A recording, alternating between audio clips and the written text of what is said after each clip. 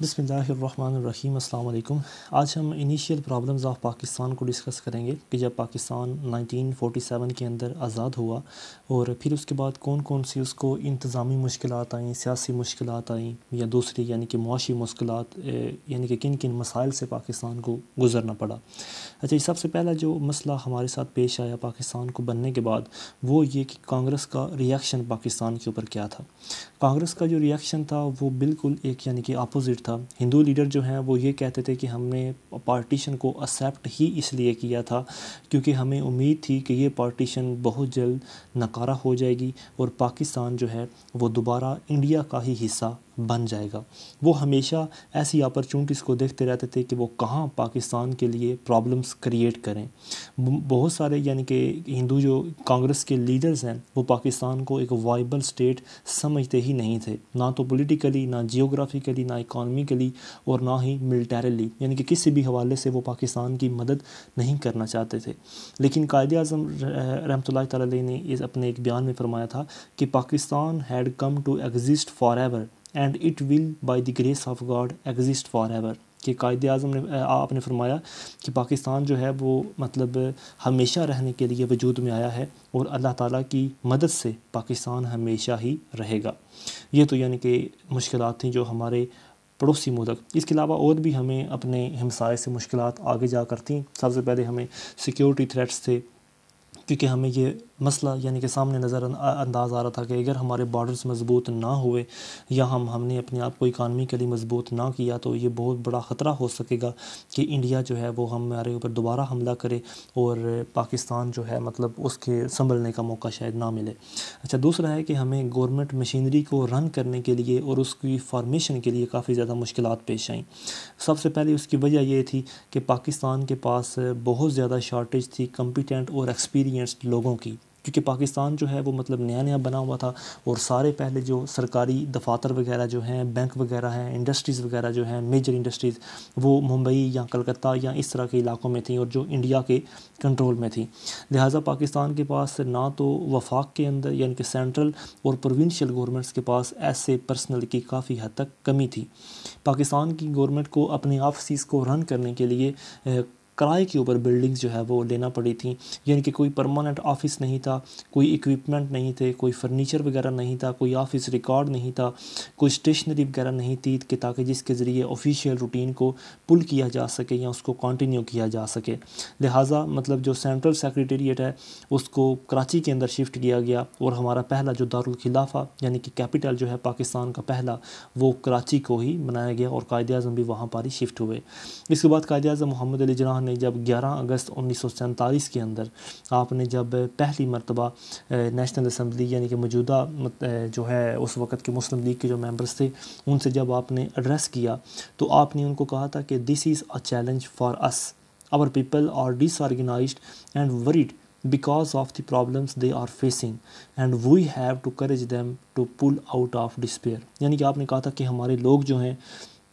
وہ ڈس آرگنائز ہیں، وہ پریشان ہیں اور یعنی کہ اس پرابلمس کو لے کر، لیکن یہ ہم ہی ہیں اور ہمیں ہی کریج جو ہے وہ اکٹھی کرنی پڑے گی تاکہ ہم اپنے لوگوں کو ان مشکلات سے باہر لے کر آ سکیں۔ دوسری طرف جو ہے پاکستان کو یہ مسئلہ تھا آرمڈ فورسز کی ڈویژن اور ملٹری ایسٹ کی ڈویژن کا۔ اس میں پاکستان کو ایک سہولت یہ بھی مل گئی کہ چونکہ پاکستان کے یعنی کہ بہت سارے جو مسلمان تھے وہ وہاں پر آبادی کے لحاظ سے انڈین آرمی کا کافی زیادہ حصہ تھے، تقریباً 36% انڈین آرمی کا حصہ تھے۔ لہٰذا 15 اگست 1947 تک آرمی کے لوگوں کو یہ کہا گیا کہ جو آرمی کے لوگ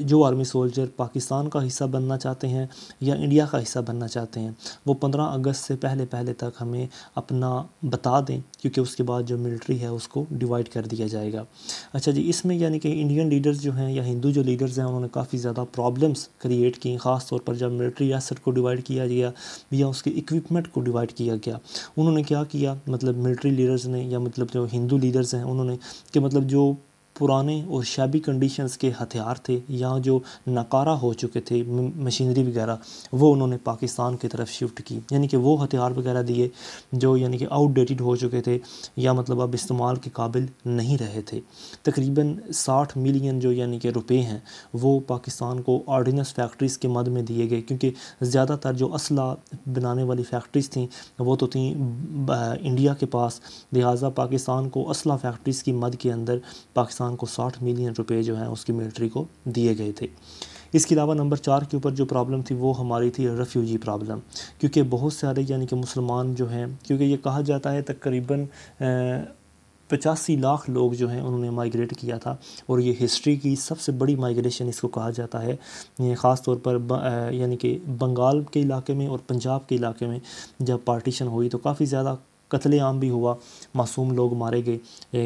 ان کی عزتیں اچھالی گئیں، ان کا کافی زیادہ جانی نقصان جو ہے وہ کافی زیادہ ہوا، مالی نقصان بھی ہوا، لوگ ہوم لیس بھی ہوئے، پراپرٹی کا نقصان ہوا۔ تو اس بہت بڑی یعنی کہ ریفیوجی کا جو انفلکس پاکستان کی طرف آیا تھا اس کو ریہیبلیٹیٹ کرنا بھی ایک بہت بڑی پرابلم تھی، یعنی کہ ان کو یہاں پر مکان بنا کے دینا، ان کو جگہ بنا کے دینا، یہ بھی پاکستان کے لیے ایک اکانومیکلی کافی ایک بڑی پرابلم تھی۔ تو لہٰذا گورنمنٹ نے کافی زیادہ یعنی کہ اس کے اوپر سیٹ اپ بھی کیے، اور قائد اعظم نے باقاعدہ طور پر اپنے نام سے یعنی کہ ریلیف فنڈ بھی جو ہے آپ نے بنایا تھا، اور آپ نے امیر لوگوں سے اور ویلدی پیپل سے آپ نے یہ ریکویسٹ کی تھی کہ وہ اپنے بھائیوں کو مدد کے لیے ہمیں پیسے ڈونیٹ کریں تاکہ ہم ان کی انفلکس کو مینٹین کر سکیں۔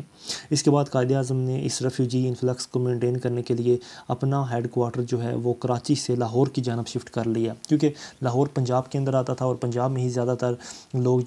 جو ہیں وہ انڈین پنجاب سے، یعنی کہ انڈین پنجاب جو تھا وہ ایسٹ پنجاب تھا، پاکستانی پنجاب جو تھا وہ ویسٹ پنجاب تھا، تو انڈین پنجاب سے پاکستانی پنجاب کی طرف کافی زیادہ جو لوگ ہیں وہ آ رہے تھے۔ تو لہٰذا قائد اعظم نے ان کی تسلی کے لیے آپ نے یا ان کو مینٹین کرنے کے لیے آپ نے اپنا ہیڈ کوارٹر لاہور میں شفٹ کیا۔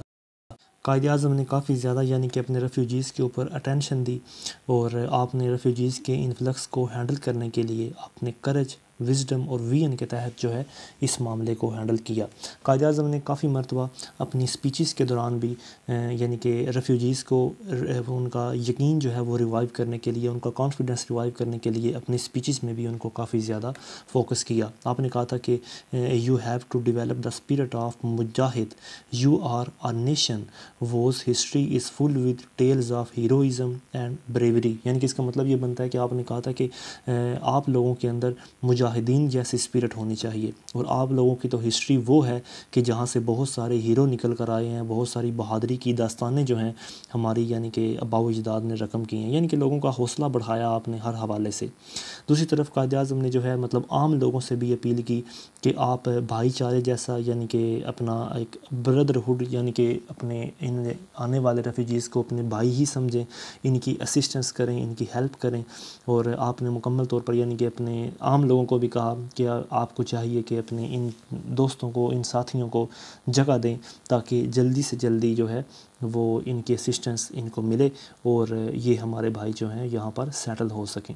اچھا، اس کے بعد ہے کہ یہ جو فائنینشیل ایسٹ ہیں ان کو ڈیوائڈ کرنے کے اندر کیا کیا یعنی کہ پرابلمس فیس کرنا پڑی پاکستان کو۔ جب پاکستان ڈیوائڈ ہوا تو اس وقت پاکستان اور انڈیا کا جو یعنی کہ بینک تھا وہ تھا ریزرو بینک آف انڈیا، جو آج بھی یعنی کہ اسٹیٹ بینک کی حیثیت رکھتا ہے انڈیا کے اندر، اس کا نام ہے ریزرو بینک آف انڈیا۔ اس وقت اس کے جو اثاثہ جات تھے وہ تھے 4 بلین روپے۔ 4 بلین روپوں کے اندر پاکستان کو آبادی کے حوالے سے ملے تھے 750 ملین روپے، لیکن پہلی قسط جو ہے وہ 200 ملین روپے دی گئی، اور بعد میں کشمیر ایشو کو لے کر جب یعنی کہ باقی پیسے روک دیے گئے تھے، پھر گاندھی جو ہے اس نے بھوک ہڑتال کی، اس نے کہا کہ پاکستان کو باقی پیسے بھجوائے جانے چاہئیں، تو لہٰذا بعد میں 500 ملین کی جو قسط ہے وہ پاکستان کو بعد میں دی گئی، لیکن ان 750 میں سے ابھی تک بھی ہمیں 50 ملین جو ہے وہ ریسیو نہیں ہو سکے۔ پھر اس کے بعد جو ہے فائنینشلی اسسٹنس کو مینٹین کرنے کے لیے قائد اعظم نے 1 جولائی 1948 کو قائد اعظم نے باقاعدہ طور پر اسٹیٹ بینک آف پاکستان کی بنیاد رکھی، اور آپ نے کہا کہ اگر ہمیں معاشی طور پر مضبوط ہونا ہے تو ہمیں ریزرو بینک کو چھوڑ کر اپنا ایک الگ بینک جو ہے وہ کریٹ کرنا پڑے گا۔ اس کے بعد آتا ہے کینال واٹر ڈسپیوٹ، یعنی کہ پانی کا جو مسئلہ ہمارا ان کے ساتھ آیا تھا۔ اچھا جی، اگر اس کے ہم اوریجن کی بات کریں کہ یہ مسئلہ، پانی کا مسئلہ اجاگر کیسے ہوا تھا، تو جب پنجاب کی پارٹیشن ہوئی تھی تو 1 اپریل 1948 کو انڈیا نے پاکستان کا جو پانی ہے، ویسٹ پنجاب کا جو پانی ہے، وہ انہوں نے بلاک کر دیا تھا پاکستان کا، جس کی وجہ سے مطلب کافی زیادہ جو پاکستان کا اریگیشن کا سسٹم ہے وہ مکمل طور پر چونکہ ڈیپینڈ کرتا تھا اریگیشن کے پانی کے اوپر، یعنی کہ جو ایگرو اکانومی ہے ہماری وہ مکمل طور پر ڈیپینڈ کرتی تھی اریگیشن کے پانی پہ، نہ کہ رین فال کے اوپر۔ لہٰذا جب پانی بند ہوا تو ایسے ہی جیسے قحط کی سی صورت بن جاتی ہے، پاکستان کو اسی صورت کا ہی سامنا کرنا پڑا، اور یہ صرف اور صرف ہوا انڈین لیڈر جو ہیں وہ پاکستان کی اکانومی کو ڈیمیج کرنا چاہتے تھے۔ یہی وجہ ہے کہ انہوں نے 1 اپریل 1948 کو پاکستان کا پانی صرف آزادی کے 6 ماہ بعد ہی انہوں نے بند کر دیا تھا۔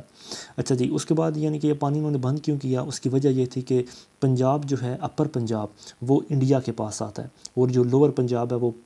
پاکستان کے پنجاب کا حصہ بنتا ہے۔ لہٰذا ان کا اپر حصہ ہونے کی وجہ سے بہت ساری جو کنالز اور ریور جو ہیں وہ ان کے حصے میں چلی جاتی ہیں، اور جس کی وجہ یہی ہے کہ انڈیپینڈنس کے بعد انہوں نے پاکستان کے پانی کو بند کر دیا۔ پھر ورلڈ بینک کی مدد سے 1960 کے اندر جنرل ایوب خان اور پنڈت جواہر لال نہرو صاحب جو وہاں کے پرائم منسٹر تھے، ان کی مدد سے 19 سپتمبر 1960 کو پاکستان نے اس پانی کے یعنی کہ مسئلے کو حل کیا، جس کے تحت چناب، سندھ اور چناب ہے، دریائے چناب ہے، دریائے سندھ ہے، اور دریائے جہلم ہے، ان تینوں کا پانی پاکستان استعمال کرے گا، جبکہ راوی، ستلج اور بیاس، یہ جو ایسٹرن ریور ہیں، مشرقی دریا، ان کا پانی استعمال کرے گا ہندوستان۔ اچھا جی، اس کے بعد جو پرنسلی اسٹیٹ ہیں، جو یعنی کہ جہاں پر جو نہ تو انڈین حصہ تھی نہ ہی پاکستان، لیکن پھر بھی یعنی کہ جب ان کو یعنی پاکستان اور انڈیا کو ڈیوائڈ کیا گیا تو ان کو چوائس دی گئی کہ آپ پاکستان کا حصہ بنیں گے یا آپ انڈیا کا حصہ۔ ان پرنسلی اسٹیٹ کی جو تعداد تھی وہ تھی تقریباً 562، یہ پرنسلی اسٹیٹ بنتی تھیں، جو کہ پورے انڈیا کا 1/3 جو ہے انہوں نے کور کیا ہوا تھا پاپولیشن کے حوالے سے۔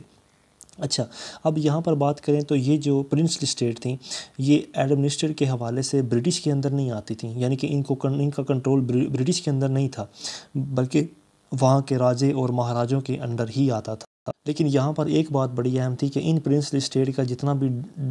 ڈیفنس کے معاملات تھے اور فارن افیئرس کے معاملات تھے وہ ساری برٹش کے پاس ہی تھی، اور ظاہری سی بات ہے کہ یہ دونوں بھی کافی زیادہ اہم معاملات ہوتے ہیں، ڈیفنس اور فارن افیئرس کے معاملات، تو یہاں پر آ کر یہ جو پرنسلی اسٹیٹ ہیں ان کو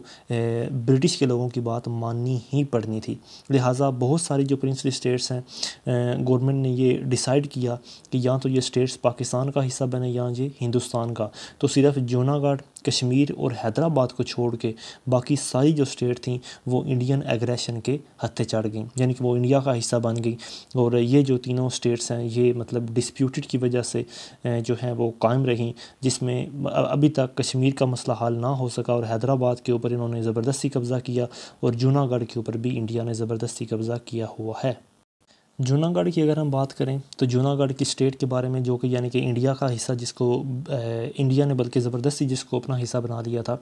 تو یہ اگر بات کریں تو یہ کراچی سے تقریباً کراچی کے ساحل سے 300 کلومیٹر ڈاؤن کی طرف یعنی کہ یہ علاقہ بنتا ہے، اور یہ میری ٹائم اسٹیٹ ہے، یعنی کہ اس کا سمندر کے ساتھ اس کی حدود ملتی ہے۔ تقریباً 3337 اسکوائر مائل اس کا رقبہ ہے، اور لگ بھگ 7 لاکھ اس کی آبادی تھی اس ٹائم، یعنی کہ 7 لاکھ اس کی آبادی تھی، اور یہ کراچی سے لگ بھگ 300 میل کے فاصلے پر تھا۔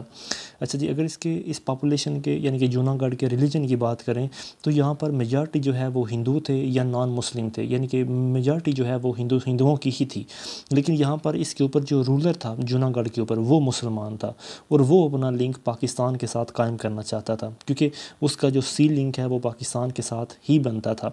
لہٰذا یہاں پر جو ہے مطلب انڈین گورنمنٹ نے ایک کانسپریسی اور پروٹیسٹ جو ہے وہ سٹارٹ کر دیا، اور انڈین ٹروپ جو ہیں انہوں نے جوناگڑھ کے اندر لینڈ کر دیا۔ تقریباً 20,000 جو ٹروپس ہیں انڈین ٹروپس ان کو جوناگڑھ میں ڈپلائی کیا گیا، اور لگ بھگ 7 نومبر 1947 کو جو ہے مطلب وہ جو انڈین ٹروپس ہیں انہوں نے ڈپلائی کیے، یعنی کہ 20,000 جو انڈین ٹروپس ہیں وہ وہاں پر آ گئے، اور انہوں نے پوری اسٹیٹ کو اپنے قبضے میں کر لیا۔ پاکستان نے انڈیا کو آفر بھی کی تھی کہ آئیں ہم سے اس یعنی کہ اسٹیٹ کے بارے میں نیگوشیٹ کریں، لیکن انڈیا نے اس بات پر کوئی اٹینشن نہیں تھی، اور بعد میں انڈیا نے پوری اسٹیٹ کا کنٹرول اپنے ہاتھ میں کر کے وہاں پر اپنی سپرویژن میں ریفرینڈم کروایا، اور ظاہری سی بات ہے کہ وہاں پر جو پاپولیشن میجارٹی جو ہے وہ ہندوستان کی پاپولیشن تھی، یعنی کہ انڈیا کی پاپولیشن ہندو تھے، تو انہوں نے انڈیا کا حصہ بن گیا۔ پاکستان جو ہے یہ مسئلہ یونائٹڈ نیشن میں لے کر چلا گیا، اور یہ مسئلہ آج تک جو ہے وہ انڈیسائیڈڈ ہی رہا ہے۔ اگر ہندو اتنے ہی، یا مطلب انڈیا کے لوگ اتنے ہی اگر وہ یعنی کہ یہ ریفرینڈم کے باغی ہیں، یا مطلب ریفرینڈم کرواتے ہیں ان سٹیٹس کو اپنی طرف کرنے کا، تو پاکستان یہ کہتا ہے کہ آپ کشمیر کا کیوں نہیں ریفرینڈم کرواتے؟ یعنی کہ وہ کشمیر کے اوپر جو زبردستی قبضہ کیے ہوئے ہیں، اگر وہ جوناگڑھ کا یعنی کہ ریفرینڈم کے ذریعے آ جاتے ہیں، کیونکہ وہاں پر انڈین لوگوں کی یا ہندوؤں کی جو ہے وہ میجارٹی تھی، تو دوسری طرف جو ہے مطلب انڈیا کے جو یعنی کہ جو کشمیر کا علاقہ ہے، وہاں پر اگر مسلم پاپولیشن زیادہ ہے، تو وہ کیوں نہیں ریفرینڈم کرواتے کہ کیا کشمیر آزاد ہونا چاہتا ہے، یا پاکستان کا حصہ بننا چاہتا ہے، یا انڈیا کا؟ تو ظاہری سی بات ہے، ان کو ڈر ہے کہ یہاں پر مسلم آبادی زیادہ ہے، تو یہ یا تو آزادی مانگیں گے یا یہ پاکستان کا حصہ بنیں گے۔ خیر، اچھا ہم کشمیر کو آگے ڈسکس کرتے ہیں۔ کشمیر کا دیکھیں تو تقریباً 84,471 اسکوائر مائل اس کا رقبہ بنتا ہے، اور یہ بر صغیر کا شمالی علاقہ ہے، یعنی کہ بر صغیر کے یہ شمال کی جانب واقع ہے۔ اسٹریٹجیکلی بہت امپورٹنٹ یعنی کہ یہ اسٹیٹ ہے۔ تقریباً اس کا بارڈر تبت، چائنا، رشیا اور افغانستان جیسے یعنی کہ بڑے بڑے ممالک کے ساتھ اس کا جو ہے وہ بارڈر ملتا ہے۔ لگ بھگ 1941 کی جو ہے مطلب مردم شماری کے مطابق اس کی آبادی بنتی تھی 40 لاکھ، 1941 کی مردم شماری کے مطابق، جس میں میجارٹی لوگ جو ہیں وہ مسلمان تھے۔ جہاں پر اگر ہم رولرز کی بات کریں، یعنی کہ کشمیر کے اندر اس وقت ٹائم رولر کون تھا، تو اس ٹائم جو رولر تھا کشمیر کا وہ تھا گلاب سنگھ۔ گلاب سنگھ جو ہے یعنی کہ مطلب گلاب سنگھ اپنا نہیں، ہری سنگھ تھا بلکہ رولر، تو ہری سنگھ جو ہے مطلب یہ جو گلاب سنگھ ہے، اس نے 1846 کے اندر 7.5 ملین یعنی کہ تقریباً 75 لاکھ روپے کے اندر یہ گلاب سنگھ نے جو کشمیر کا علاقہ ہے وہ برٹش گورنمنٹ سے خرید لیا تھا، اور وہاں پر ایک آٹوکریٹک رولر جو کہ ظالمانہ رولر اس نے وہاں پر قائم کیا تھا، اور ان لوگوں کو اپنے کنٹرول میں رکھنے کے لیے۔ اچھا جی، اس کے بعد ہے کشمیر اینڈ ویسٹ پاکستان، یعنی کہ کشمیر کا موجودہ پاکستان کے ساتھ کیا لنک تھا۔ اس وقت ٹائم جو ویسٹ پاکستان جو تھا آج کا موجودہ پاکستان، اور ایسٹ پاکستان آج کا موجودہ بنگلہ دیش کو کہا جاتا تھا۔ پاکستان کا جو یعنی کہ کشمیر کی جو اسٹیٹ ہے، اس کا ریل اور روڈ کا لنک جو ہے وہ پاکستان کے ساتھ بنتا تھا۔ اس کے علاوہ اس کی ایکسپورٹ اور امپورٹ وہ بھی پاکستان کے ساتھ ہی تھیں۔ اس کے علاوہ جو میجر دریا بہتے ہیں کشمیر کے اندر، وہ بھی پاکستان کے لیے بہت زیادہ اہمیت کے حامل ہیں۔ لیکن مطلب اس کے ساتھ ساتھ لیکن پھر بھی یعنی کہ انڈین گورنمنٹ نے اس کے اوپر قبضہ کیا، کیونکہ وہ بھی جانتے تھے کہ اسٹریٹجیکلی اس کی اہمیت کافی زیادہ ہے، اس کی لوکیشن ایسی جگہ پر ہے کہ اس کے اوپر ڈومیننس اختیار کی جا سکتی ہے۔ اچھا، اس کے علاوہ کشمیر کا ہمارے ساتھ اکانومیکلی، ریلیجیسلی، کلچرلی اور اسٹریٹجیکلی جو ہے کافی زیادہ پاکستان کے ساتھ اس کا لنک بنتا ہے۔ اچھا جی، اب بات کرتے ہیں پاکستان کی اکانومک پرابلمز کی۔ اکانومک پرابلمز میں سب سے پہلے دیکھیں تو پاکستان کے پاس ایکسپرٹ جو ہیں، اکانومک ایکسپرٹ جو ہیں، اس کی کافی زیادہ کمی تھی۔ ایکسپرٹس میں اگر ہم دیکھیں کہ یعنی کہ بینکس ایکسپرٹ یا دوسرے فائنینشیل انسٹیٹیوشن کے جو ایکسپرٹ ہوتے ہیں، یا جو میجر انڈسٹری یا ٹیکنیکل ایکسپرٹ وغیرہ ہوتے ہیں، یا لیبر جو ہوتی ہے، وہ ساری یہاں پر پہلے ہندو تھی، اور انہی کے پاس سارے فائنینشیل اور ایجوکیشنل کیپیبلٹیز تھیں۔ لیکن پاکستان کے پاس جو ہے اس چیز کی تھوڑی کمی تھی، کیونکہ ہم ابھی انتظامی معاملات میں پھنسے ہوئے تھے، اور انیشیلی ہمیں دوسری پرابلمز بھی کافی زیادہ تھیں۔ تو اکانومیکلی یہ ساری چیزیں جو ہیں وہ ہندوؤں کے کنٹرول میں تھیں، یعنی کہ موسٹلی ہندو جو ہیں وہ یہاں پر بستے تھے۔ اچھا، دوسری طرف دیکھیں تو پاکستان کو ایک اور کافی بڑا جھٹکا لگا کہ جب کلکتہ کو انڈیا کا حصہ بنا دیا گیا، کیونکہ ایسٹ پاکستان سے جو بھی جوت جو ہے وہ ایکسپورٹ ہوتی تھی، وہ کلکتہ کے سی پورٹ کے ذریعے ہی آتی تھی۔ جو میجر انڈسٹریز جو ہیں وہ کلکتہ کے پاس تھیں، اور جو را مٹیریل ہے وہ تھا اس کے پاس، ایسٹ پاکستان کے پاس، لہٰذا ہمیں نہ چاہتے ہوئے بھی اس را مٹیریل کو انڈیا کو ہی بیچنا پڑتا تھا۔ اچھا، اگر آپ یہاں پر ایسٹ پاکستان کے انفراسٹرکچر کی بات کرتے ہیں، تو ایسٹ پاکستان کے اندر جو ریلوے اور روڈ انفراسٹرکچر تھا وہ کافی زیادہ خراب تھا ویسٹ پاکستان کی نسبت، کیونکہ ویسٹ پاکستان جو ہے وہ رقبے کے لحاظ سے کافی بڑا تھا، اور ایسٹ پاکستان جو ہے وہ چھوٹا تھا۔ لیکن ایسٹ پاکستان آبادی کے لحاظ سے بڑا تھا، اور جو ویسٹ پاکستان ہے وہ آبادی کے لحاظ سے چھوٹا تھا۔ اچھا، اب بات کرتے ہیں کہ قائد اعظم کی ایفرٹس کی۔ قائد اعظم نے پاکستان کی اکانومی کو ریوائیو کرنے کے لیے کیا کیا کیا چیزیں یا کیا کیا آپ نے انتظامات کیے۔ قائد اعظم نے سب سے پہلے 1 جولائی 1948 کو اسٹیٹ بینک آف پاکستان کی بنیاد رکھی، جس کے تحت آپ نے مسٹر زاہد حسین کو پہلا چیئرمین آپ نے مقرر کیا، اور جس میں تقریباً 3 کروڑ روپے جو ہیں آپ نے اس سے آپ نے یعنی کہ اسٹیٹ بینک آف پاکستان کی شروعات کی تھی، اور آپ نے اس کا پہلا جو قرض ہے وہ آپ نے لیا تھا حبیب بینک آف پاکستان سے، مطلب پاکستان کے اسٹیٹ بینک کی بنیاد رکھنے کے لیے۔ دوسرے نمبر پر قائد اعظم نے کیا تھا کہ ایک ڈیولپمنٹ بورڈ جو ہے وہ آپ نے سیٹ اپ کیا 1948 کے اندر۔ اس ڈیولپمنٹ بورڈ کی یہ ذمہ داری تھی کہ جتنی بھی پلاننگ اور انڈسٹریل ڈیولپمنٹ ہوگی وہ اس ڈیولپمنٹ بورڈ کے ذریعے ہی ہوگی، تاکہ یہ جو یعنی کہ ڈیولپمنٹ بورڈ ہے یہ کنکریٹ پالیسی جو ہے وہ بنائے، اور پاکستان کا جو را مٹیریل جو اویلیبل را مٹیریل ہے اس کو کس طرح استعمال کرنا ہے اس کے بارے میں تمام جو یعنی کہ چیزیں ہیں ان کو مینٹین کرے۔ اچھا، نمبر 3 کے اوپر جو تھا وہ تھا ایگریکلچرل سیٹ اپ کے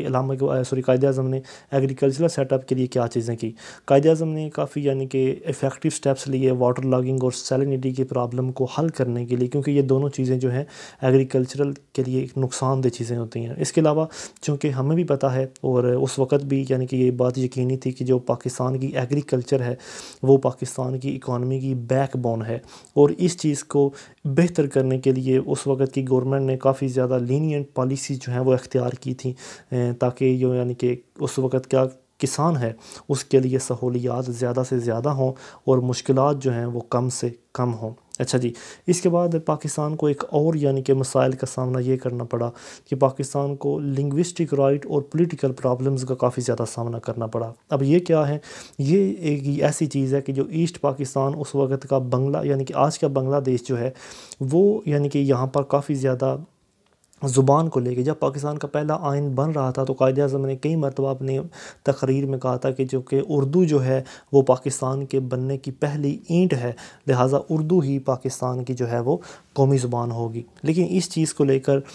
جو مطلب نیشنل لینگویج کا جو مسئلہ ہے وہ پاکستان کا اردو کے خلاف کافی زیادہ شروع ہو گیا۔ بنگالی جو تھے وہ یہ کہتے تھے کہ جو نیشنل لینگویج ہے وہ ہونی چاہیے بنگالی، اور قائد اعظم سے جو تھے وہ کہتے تھے کہ یہ اردو ہونی چاہیے۔ لیکن اگر ایک حقیقی طور پر دیکھا بھی جائے تو بنگالیوں کی پاپولیشن بنتی تھی 55% اور وہ بنگالی بولتے تھے، جبکہ اردو بولنے والے پورے پاکستان میں آج بھی صرف اور صرف 8% لوگ ہیں، جبکہ 40% جو آج لوگ ہیں وہ پنجابی بولتے ہیں۔ لہٰذا ان دونوں زبانوں کو ہٹا کر اردو کو یعنی کہ پریفر دی گئی، اور اردو آج بھی پاکستان کی جو ہے وہ قومی زبان ہے، کیونکہ وہ چاہتے تھے کہ مطلب وہ جو بنگالی ہے وہ پاکستان کی نیشنل لینگویج ہونی چاہیے، اور قائد اعظم رحمۃ اللہ تعالیٰ علیہ چاہتے تھے کہ اردو جو ہے وہ نیشنل لینگویج ہونی چاہیے۔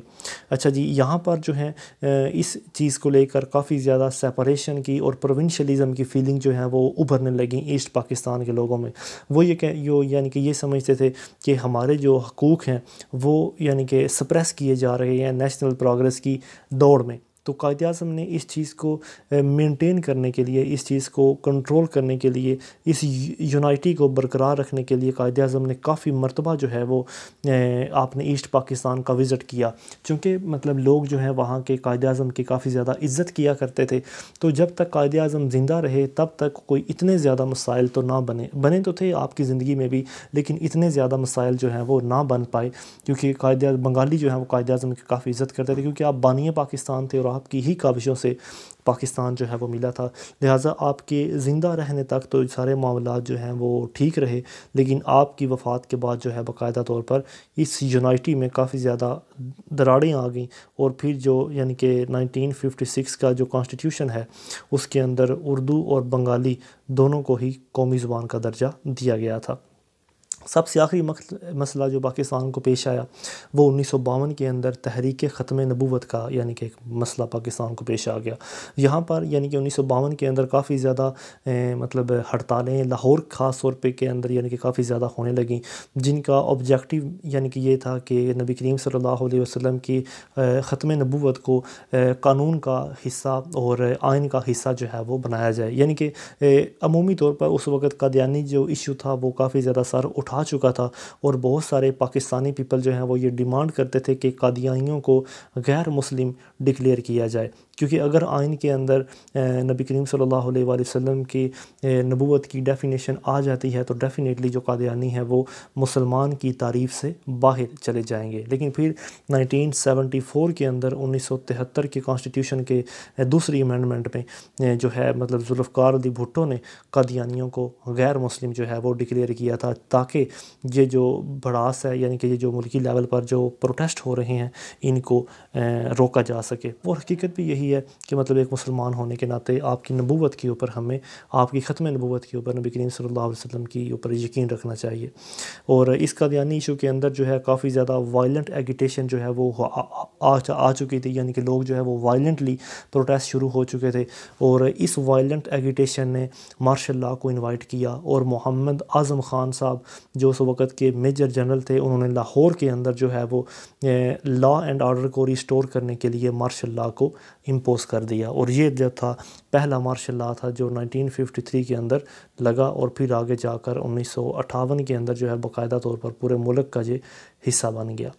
تو یہی تھی پاکستان کی شروعات کی پرابلم. اگر کوئی آپ کا کویسچن ہو تو ضرور پوچھیے. السلام علیکم.